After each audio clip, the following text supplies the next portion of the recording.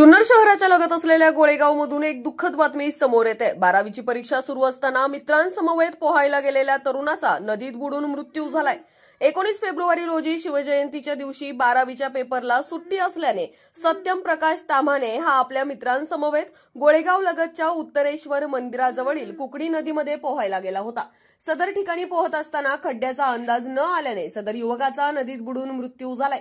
सदर युवकाचा मृतदेह जुन्नरच्या रेस्क्यू टीमला तब्बल 24 तासानंतर सापडला आहे। सदरची दुर्दैवी घटना घडल्याने गोळेगाव व जुन्नर परिसरामधील नागरिकांमध्ये हळहळ व्यक्त करण्यात येते।